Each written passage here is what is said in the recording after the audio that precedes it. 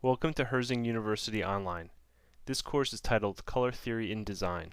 The course number is GA201. The following presentation will cover Week 6 and is titled Standardized Color Systems and Their Limitations.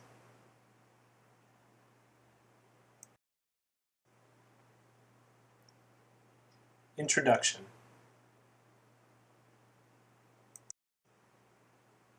In previous chapters, we have discussed various strategies for creating harmonious color palettes. While up to now, most attention has been paid to the design stage, this unit will focus on ways to realize the finished product as a printed piece.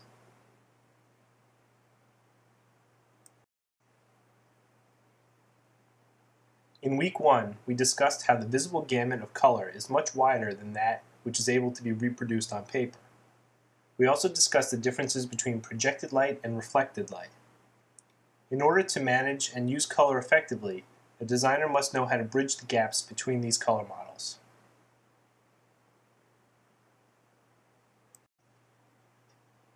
In this lecture, we will discuss the limitations of the reproducible gamut, standardized color systems, and creating predictable results between mediums.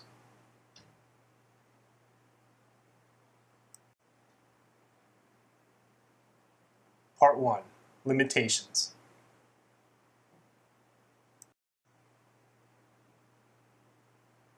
As we've learned before, the range of colors visible to the human eye is called the visible spectrum. While the eye can register millions of subtleties between colors, the range of values visible on screen is much smaller.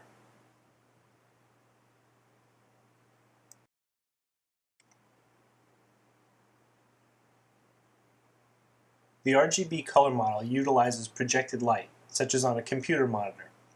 The gamut, or range of colors within this color space, is much more narrow in the number of colors the human eye can see. Designers using computer software are subject to the limitations of color that can be reproduced on screen.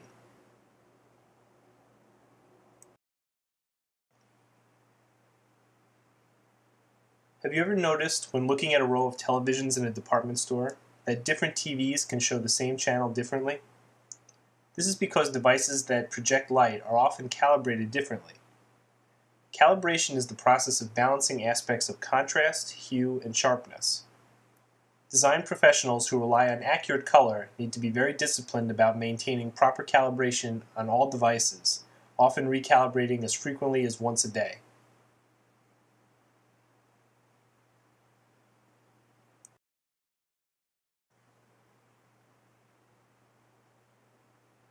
There are many commercial devices that will help monitors reflect accurate color.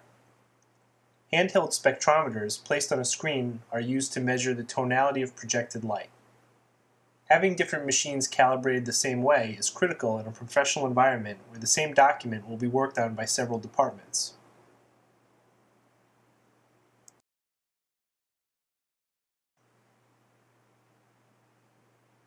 Since almost all graphic design is composed using computer software, it is important to understand how issues like calibration can affect one's perception of color. But what about when a project goes beyond the design stage to become a printed piece? It is at this stage where a firm grasp of color models comes in handy.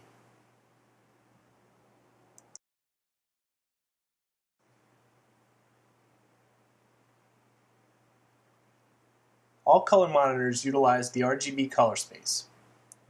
All commercially printed material uses the CMYK color space. It is important to know the difference between the two in order to overcome them.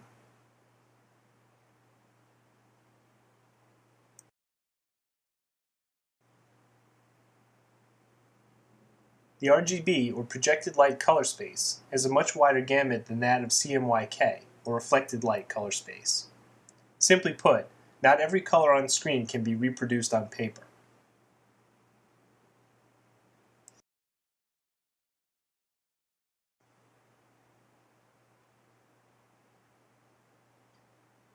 As we've learned in earlier chapters, CMYK stands for the abbreviated names of the inks in the four-color printing process. The abbreviations stand for cyan, magenta, yellow, and black, or key color. When overlaid in the proper sequence and proportion, these inks can approximate a range of several million tones. This is achieved through the use of the halftone dot. When printed next to each other, cyan dots and magenta dots are combined in the viewer's brain and register as purple.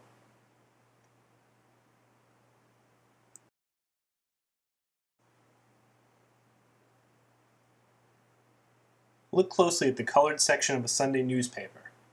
It's easy to see the CMYK dot structure that makes up each picture.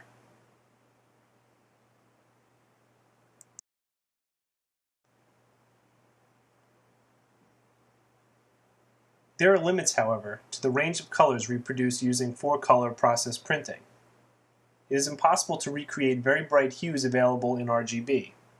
Vivid greens, purples, and oranges are flattened out dramatically in the conversion from RGB to CMYK.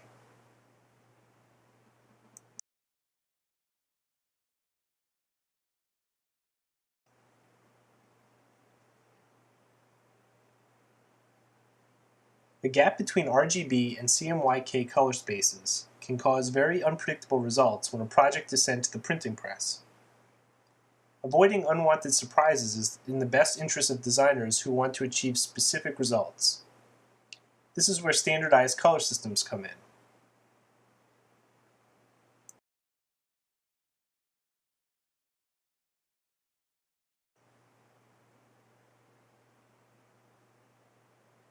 Part 2. Standardized color systems.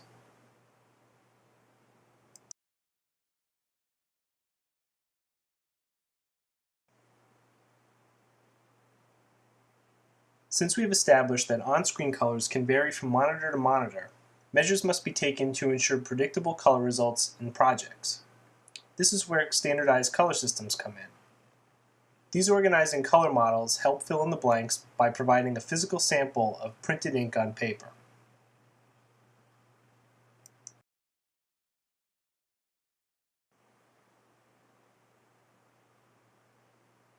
The Pantone matching system is the most widely used of these systems. In the Pantone system, thousands of specific values and hues are assigned specific numbers. This number, in turn, corresponds with a formula or recipe of pigments used to mix that color ink. These inks are then printed on a variety of paper stocks, creating chips. These are similar to paint sample swatches used in interior decorating.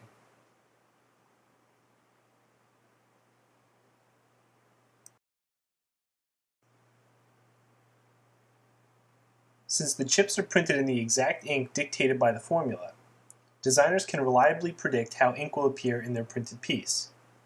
All major graphic design software suites contain a full digital library of the Pantone colors. Designers can refer to the Pantone chips to select the desired color and select the digital equivalent in their file.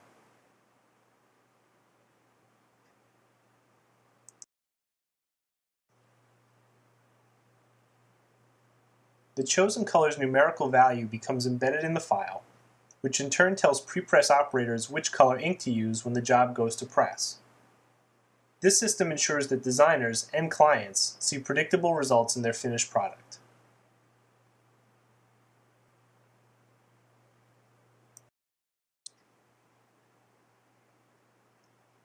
Another convenience the Pantone system provides is help in the presentation stage of design. Chips can be used to create quick color palettes and can be swapped out as the design evolves. They also help the client visualize what the final piece will look like. In cases where exact matches are imperative, such as corporate branding colors, the Pantone system provides peace of mind.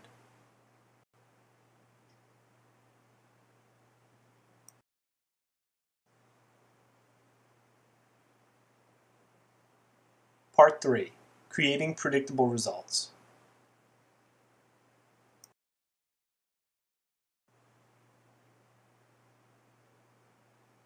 Another feature of the Pantone matching system is the ability to easily convert specific formula colors, called spots, into four-color process formula equivalents. The advantage to this is simple. Additional colors in a job equals additional inks. The more inks in a job, the more expensive the print project will become.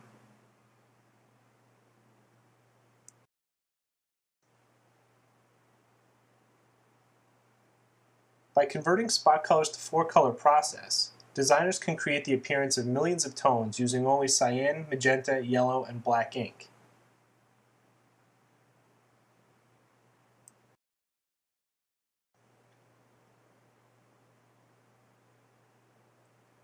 It should be noted that not all spot colors convert perfectly to process colors.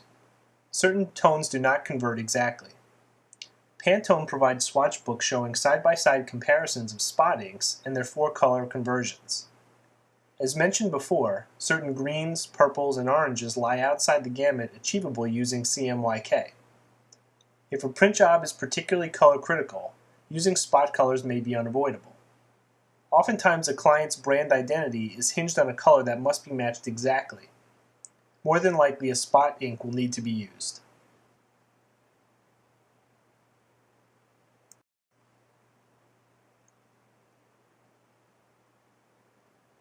While the Pantone formulas can eliminate guesswork about the value of ink, other factors can affect its appearance. Different grades or finishes of paper can dramatically affect the way ink appears.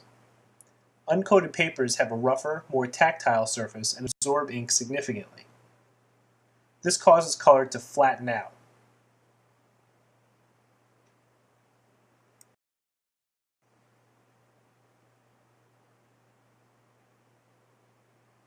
Ink printed on coated stock, which has a smoother, less porous surface, tends to dry on top of the paper, preserving its vibrancy.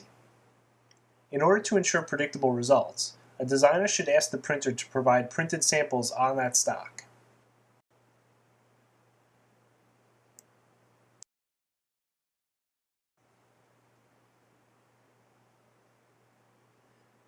Spot ink should be tested on small swatches of the job stock, called drawdowns, so that absorbency can be gauged. Taking these precautions will minimize the chance for unexpected results when the piece is printed.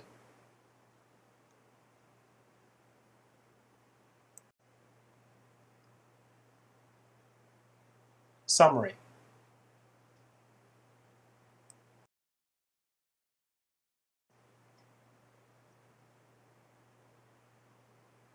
As we have seen, certain measures must be taken to bridge the gaps caused by the limitations of commonly used color models.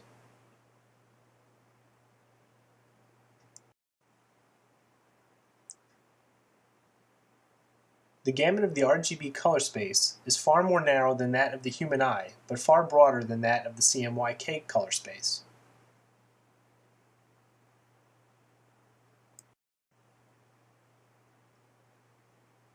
Computer monitors operate in the RGB color space and should be calibrated frequently to ensure accurate representation of color.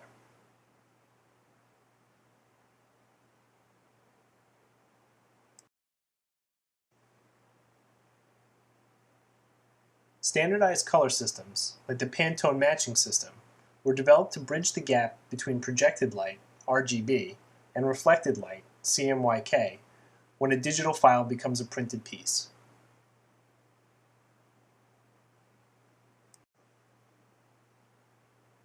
Pantone formula chips make selecting color more predictable since their formulas correspond with those within design software and printer inks.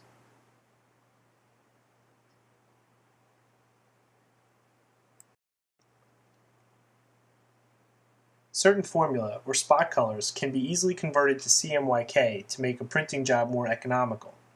More vivid or color-critical tones do not convert as accurately.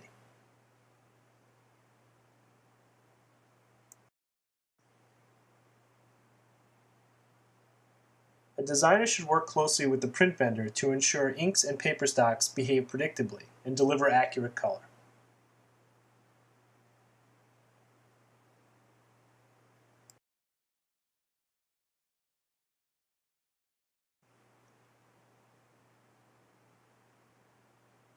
End of week 6.